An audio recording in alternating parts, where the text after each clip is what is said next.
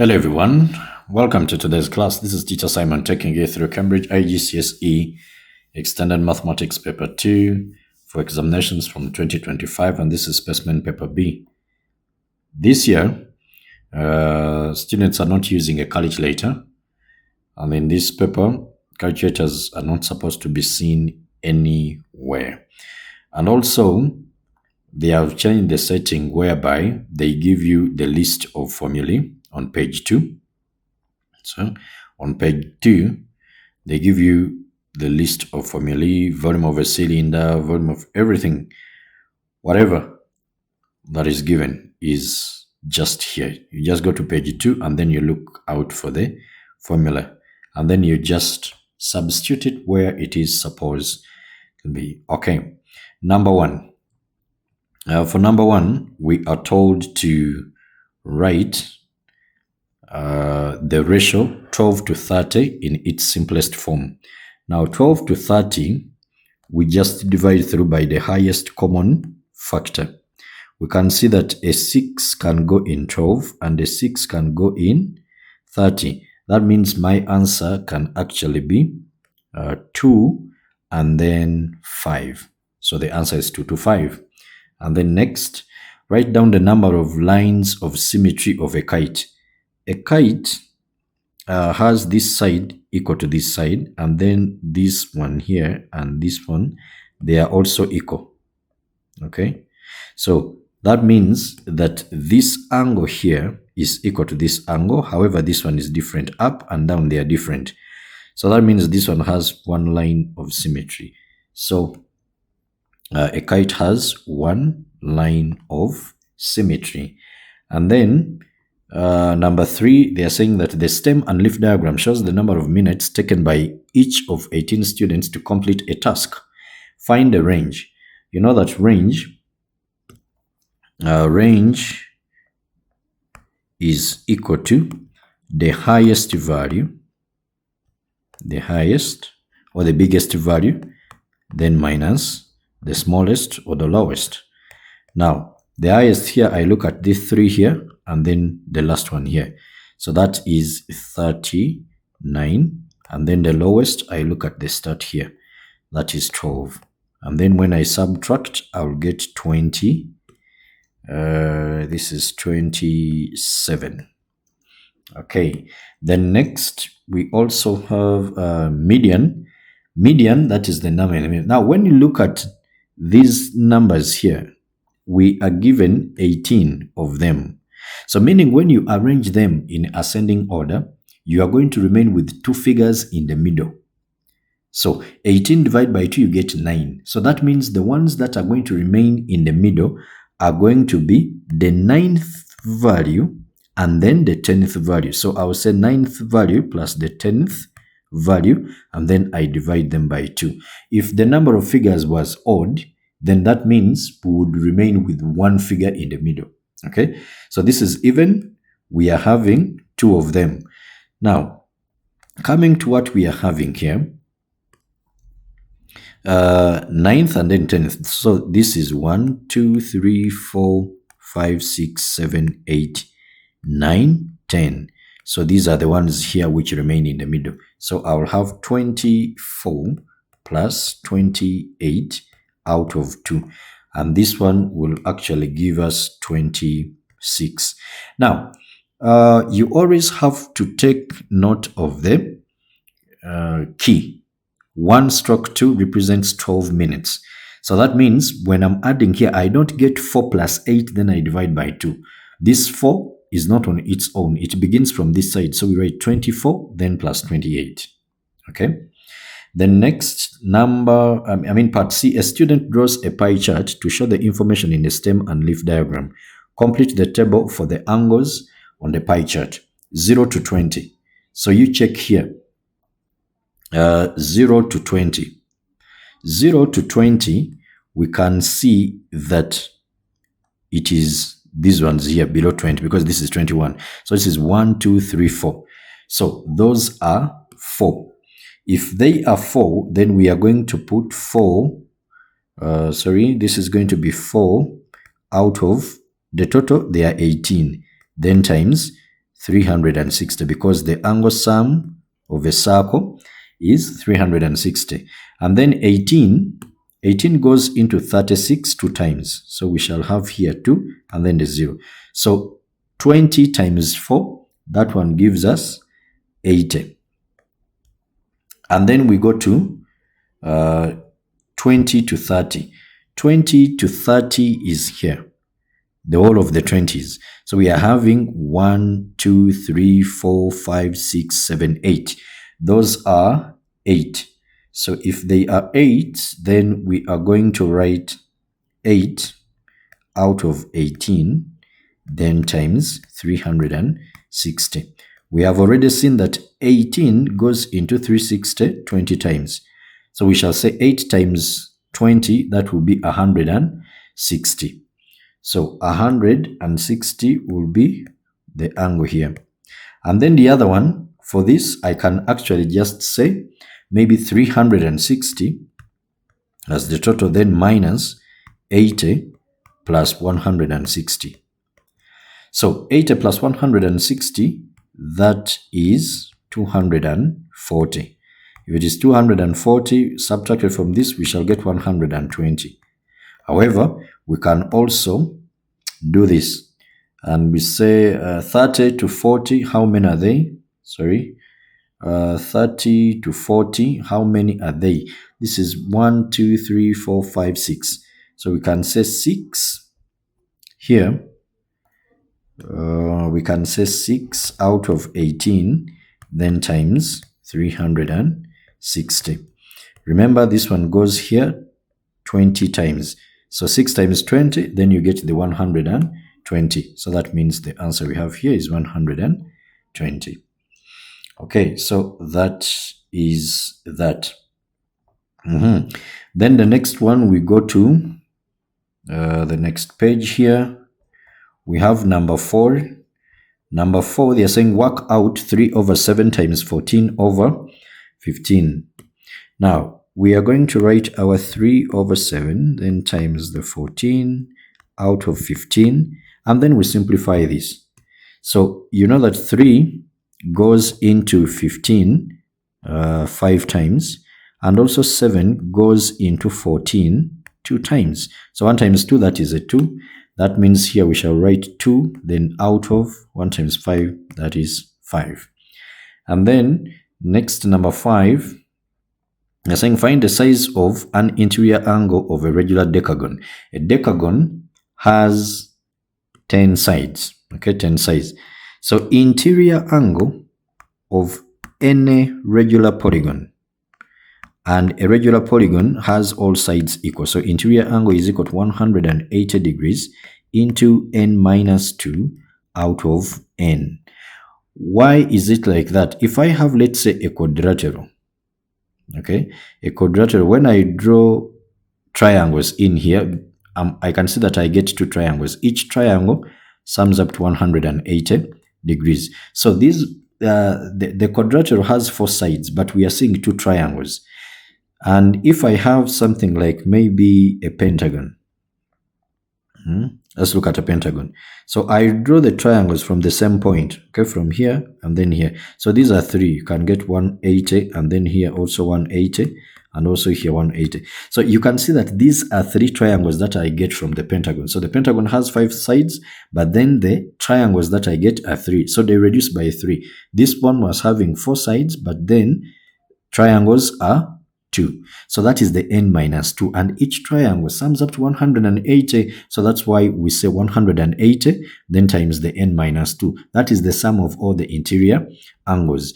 But then for any regular polygon, all the interior angles are equal. That's why we are dividing by n, okay?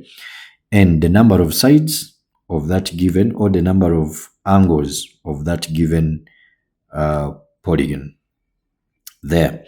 Now, we come back to this, and we put for the decagon, we are going to have this is 180 into 10 minus 2, and then here we shall have our n as 10.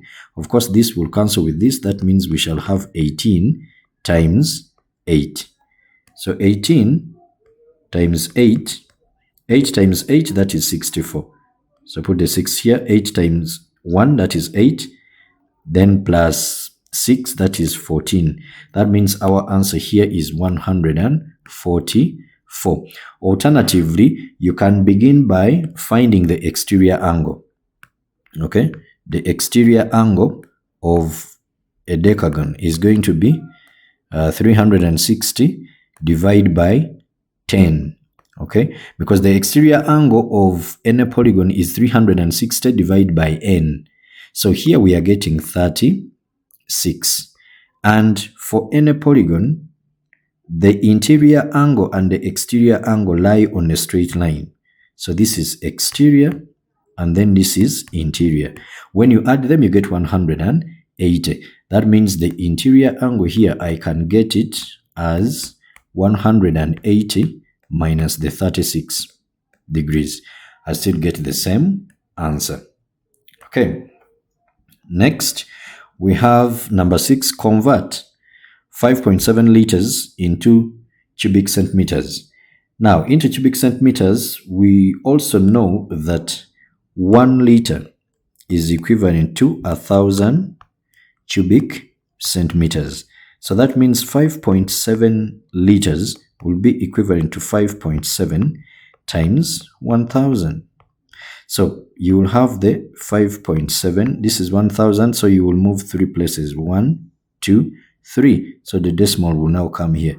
That means I will put a 0 here and then here.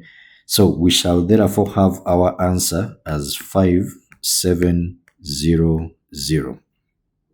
Next, question 7. Write these numbers in order, starting with the smallest. We can see a fraction. This is a decimal, a fraction, and also this one is a percentage. So you can put all of them into one thing. They can be your decimals or percentages.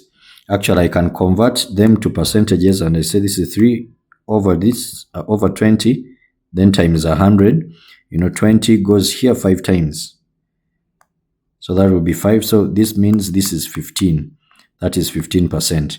Then when I multiply this one by 100, when you are converting from decimals to percentages, you multiply by 100. So this will be 14.3. Then 1 over 6 can also be converted to a percentage. 6 goes into 10 one time. And then when you say 10 minus 6, you get a 4. So I can put the 4 here. That means that one becomes a 40.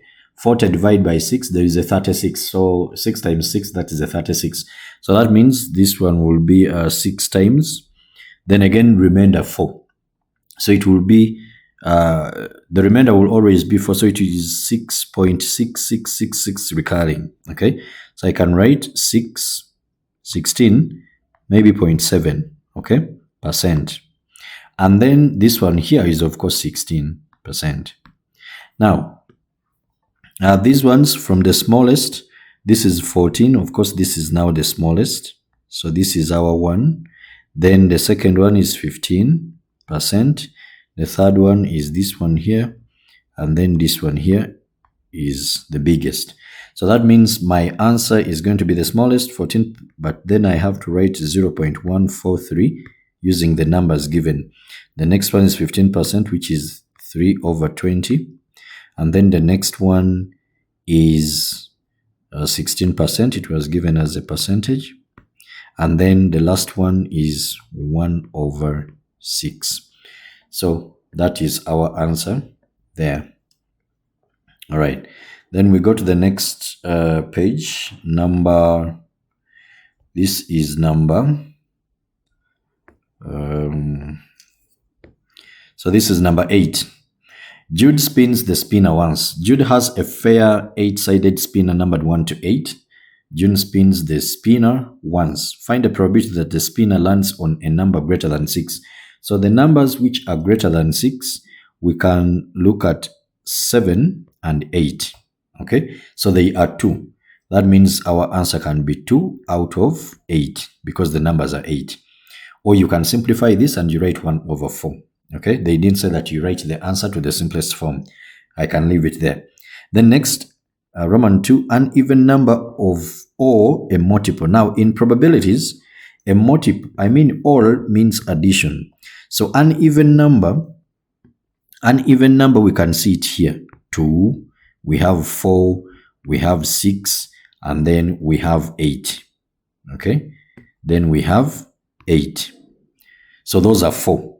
But then a multiple of 7 is 7. 7 times 1 gives you 7. So 7, any number is a multiple of itself, if at all it is multiplied by 1. Okay? So that means we are having 5 of them. So we shall have our answer here as 5 over 8. Then next, Jude spins the spinner 240 times. Work out the expected number of times the spinner lands on a number greater than 6. Now, a number that is greater than 6, this is expectation. So expectation is NP, the number of times you have done the experiment, that is 240 times the probability of getting that desired outcome. So the probability of getting now a number that is greater than 6, already we have seen it is 2 over 8. Okay, now we can simplify this one and we say 8 goes into 24 3 times. Okay, then this will be now 30. Now 30 times 2, you will get your answer as 60. Number 9, use a ruler and a pair of compasses only. Construct a rhombus with side length 6 centimeters and a diagonal of length 9.5 centimeters. Now, a rhombus, we know it is like this. All sides are equal. Okay, all the sides are equal. Now, one of the sides has been drawn for us. It is here. So that means if it is like this, then I can draw something like this here, here, and then there. So it will be like that. Okay. And then the diagonal is given. So the diagonal is actually from this end to this other end. Okay. This one here. It has to be 9.5. So what do we do here? We are going to bring our ruler and then the compass. So I'm going to pick my compass here. The compass that I have here can actually measure the lengths. Now, if I put this one here, they said one has been done for us, and then I measure this one right here. This is actually 6.1. Okay, this is 6.1 based on my difference here, but I'm going to go with what they said, 6 centimeters. So I'm going to stretch this until it measures 6 centimeters. So that is 6 there. And then I can put my compass pointer here. After putting it there, then I can, actually let me first stretch it to 9.5. So 9.5, remember for you can use your ruler. You stretch your compass on the ruler. So this is already 9.5. You can look at my screen here, 9.5. Then I can draw an arc. Sorry. Put it here. Then I can draw an arc. This arc is 9.5. So when I draw that arc there, okay, let me make it a little bit smooth. Like that. So I can draw that arc there. Oh, now I removed this. Let me actually remove everything and then repeat.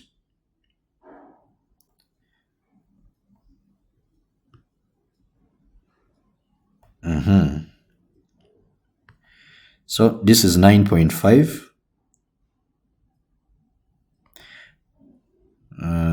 I can draw my arc there. Then I can now measure this one again to 6.0. They told me 6.0. The length has to be 6.0. Then I can also draw the same arc here. So that is that. Then without tampering with this compass, I can put it now here, this other side.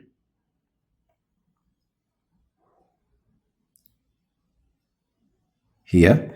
And then I draw an arc that is going to meet this arc here. Sorry, that is going to meet this other arc here.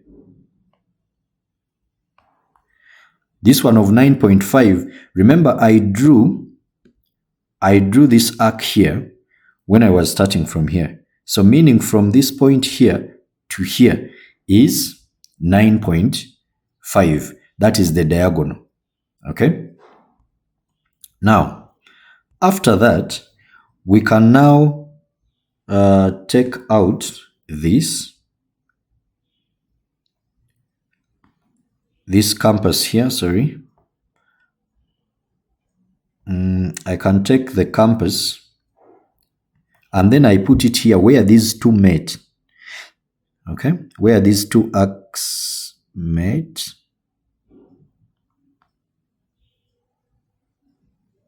Then I can draw an arc here such that it intersects with this one that I drew at first. Like that. Now when I do that, that means from here to here, it is the same length as this one here and also this one here. Remember, from here up to any point on this arc, it is 6 centimeters. Okay. Now, let me remove these.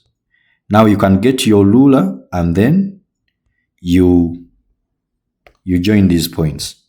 So from here, I connect to that one there. Okay, let me go back to red.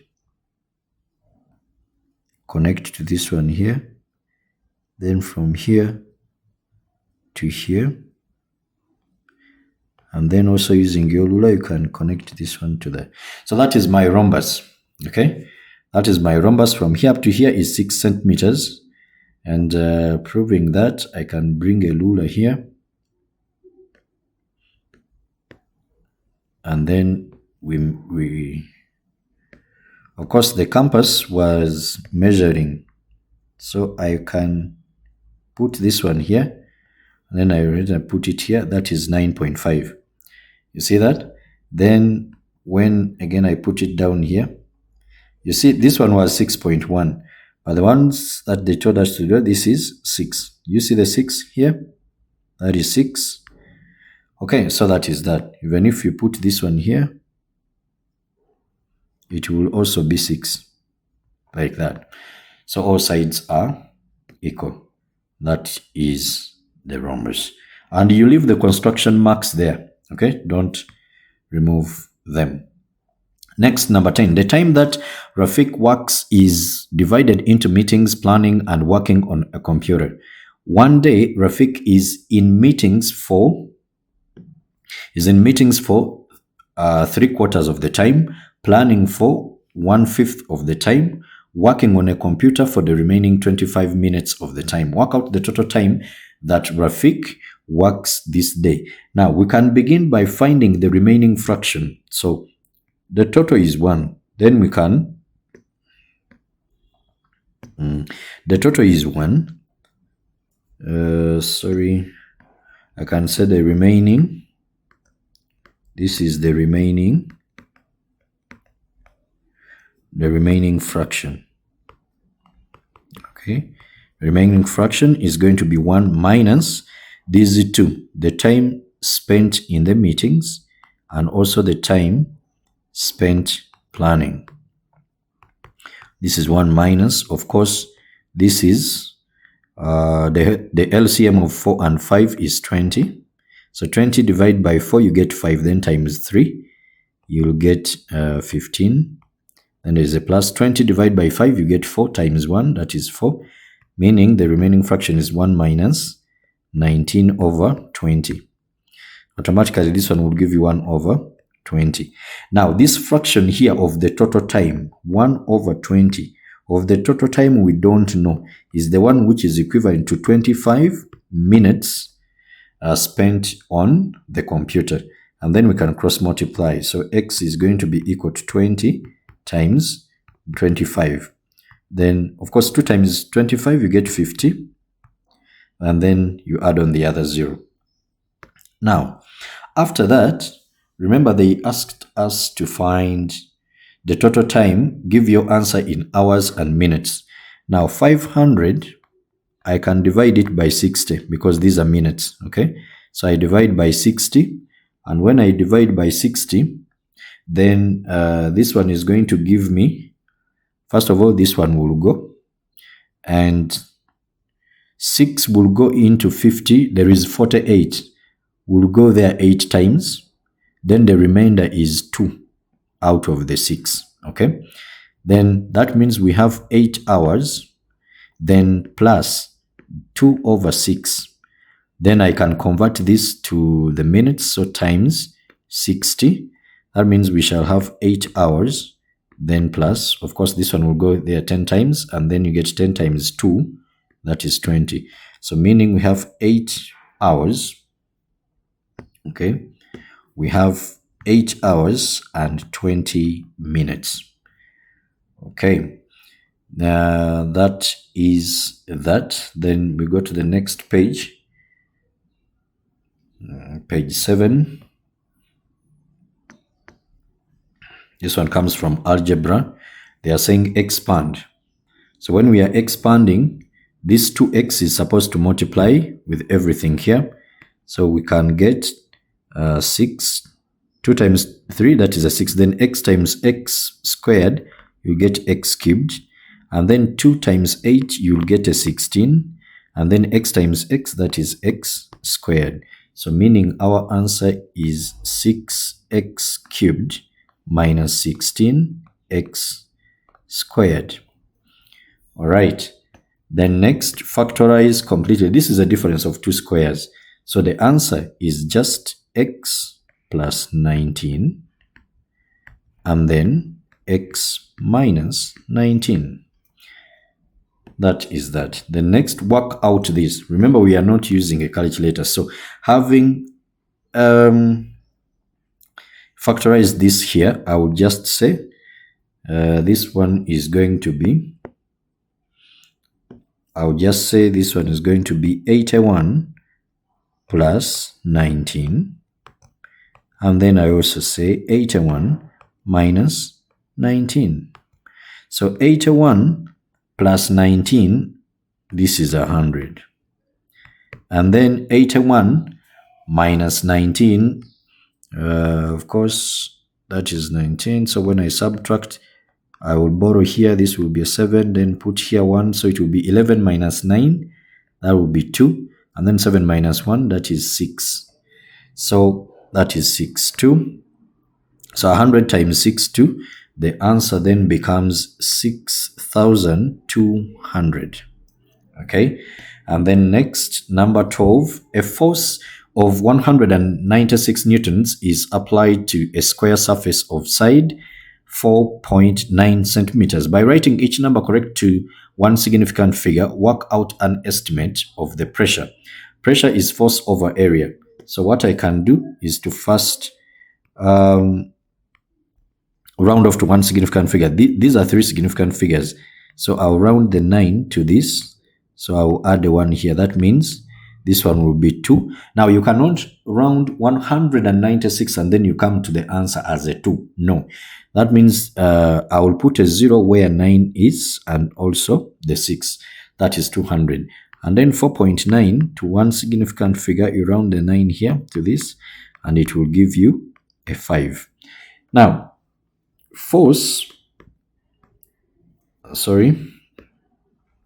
pressure is equal to force over area. So the force is now 200. They said a square surface. That means we are going to say 4.9 times 4.9 because that will be the area of the square. The 4.9 you have here times the 4.9 here. Now, in this case, we are going to have 5, then times the other 5. So this will be 5 squared. Then this is 200 divided by 25. Now, divide by 25. By 5, we have 5. By 5 here, 5 goes into 20 4 times. So we shall have 4 and then the 0. Then 5 goes here once and then here 8. That means our answer is 8. So that is that. Then the next page,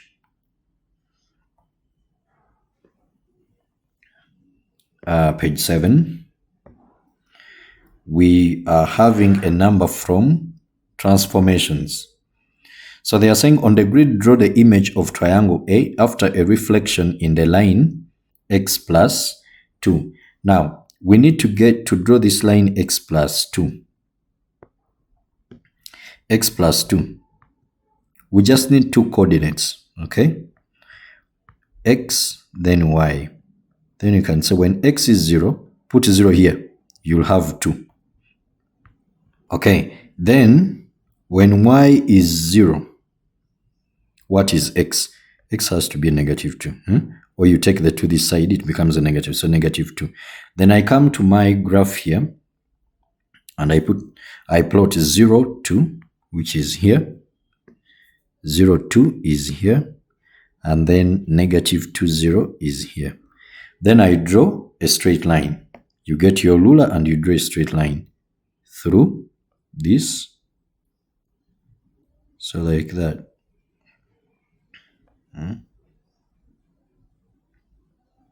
Just draw all through. And that one is going to be our mirror line. This is my mirror line and I'm supposed to reflect in this. Remember, the object and the image must be equidistant from the mirror line.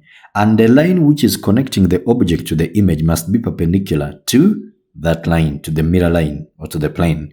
So that means I can have something like this. This point here, this is the line which has to be perpendicular to this line. So it's half of this, then you go half here. So it will be here. Then the next one is this one here. So since this line here, the mirror line, is going through the diagonals of these boxes, that means even the line that is connecting the object to the mirror line and also to the image is going through the diagonals. So the diagonal is this, now 1, then a half. So we shall also move a half and then 1. So it will be here. Okay. And then this other one here. Okay. This one here is going to be through the diagonal 1, 2, 3. Then you move 1, 2, 3. So it will be here. So those are our points there. If I can rub off this.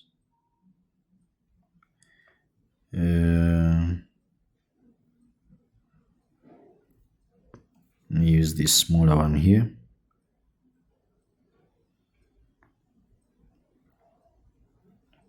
Okay, then you get your ruler. Please use a ruler when you are drawing this. Don't use your free hands, because you can see these are all straight edges. That will be the image of A under a reflection in the line x. Y is equal to x plus 2. Then triangle A after an enlargement by scale factor 3/2 with the center 1, 0. So look for the center 1, 0. Center 1, 0 is here. Sorry. Now in order not to now let me just remove this one since we are done with it, so that it doesn't interfere with the rest that I'm going to do here. 1, 0. Our 1, 0 is here. 1, 0. Now we are supposed to draw lines through the object points and the center of enlargement. So just draw the lines all through. This point here, draw the line all through.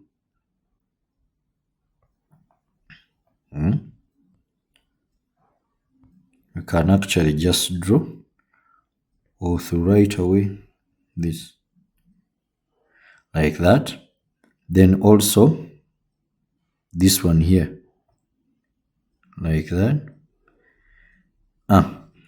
Now, the scale factor of enlargement is given as 3 over 2. That is 1.5. That means you get the distance.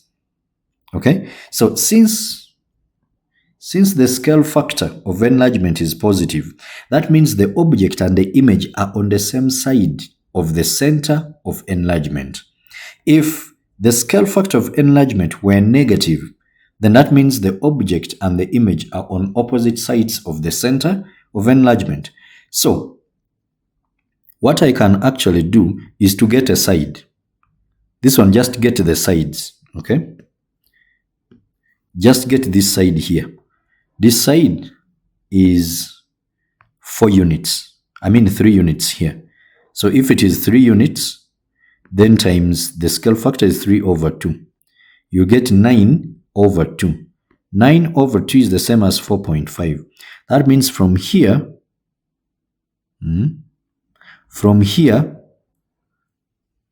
you count 4 units, 4.5 units. So this is 1, 2, 3, 4.5. So it will be here. Okay. And then also this other one here, up here, it is 2 units. Then times 3 over 2, you'll get your answer as a 3 because this one cancels.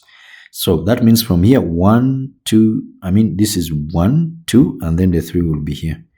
That means I just join from now here to here using your ruler and then connect that and then that. So that will be the image there. Then next, we are having describe fully the single transformation that maps triangle A onto triangle B. So before you describe, you have to always look at the marks which are allocated on such a question. If the marks are 3, always think about enlargement, okay? Enlargement or rotation. If it is enlargement, you have to talk about the scale factor. So you say enlargement by scale factor dash. Then next, the center of enlargement. If it is rotation, you tell us it is rotation. The angle, is it 90 degrees? And the direction, is it 90 degrees clockwise or anti-clockwise? Okay, so that is the direction here. And then the next one is the center of rotation. Now, on the look of things, when you look at A and B, this is like rotation. This is rotation actually. So since it is rotation, then we are going to, it is rotation. So we need to find the angle of rotation. And on the look of things, you can see this is A, this is B. So don't you think it was done like this? If you try to rotate this one like this, because what is here is now horizontal. Now, to even get the angle of rotation, you just bring a side and a corresponding one. So on B, we are seeing this one here. So it is like that. And then this one on the image, on the object, the corresponding one, you put it on it. Don't you see that is 90? That means when I'm describing here, I'm going to say that this is rotation through 90 degrees. Did we say clockwise, anti-clockwise? It came like this. So that is clockwise. Then I add on clockwise. 90 degrees clockwise. Then I need to put the center. Which center is it? Now, to get the center, I need to construct perpendicular bisectors of 2 lines which are joining the object points to their image points. Okay. Now, I'm going to use 2 points here. The 2 object points on A and their image points. So you look at this point here, this one here, the corresponding one is here. So I draw a line there. Let me make it a little bit thin, such that things are very smooth. Now I have that one there. So I get my compass. Okay, get your compass. My compass is here. You construct a perpendicular bisector. So you put your compass here. Make sure that you stretch your compass beyond the midpoint. Okay, beyond the midpoint. So it is already beyond the midpoint. Why do we do that? Such that the arcs can meet. Okay, now I can make an arc here up there. So without tampering with that compass, I come down here and then I also draw an arc there. Then I do the same thing here without tampering with that compass. So put it here at this point. Then you draw an arc up here. Sorry. Draw an arc up here. Then again put it down here. You draw the other arc. Then where they have met, you put your ruler and you connect those lines there. Okay, you connect those arcs where they have met. Now that is one perpendicular bisector. I go to the next one. The next one is going to be this. The next one is this one here. I said you get only two lines. So the other one is actually this one here. Let me change the color so I can draw. Sorry.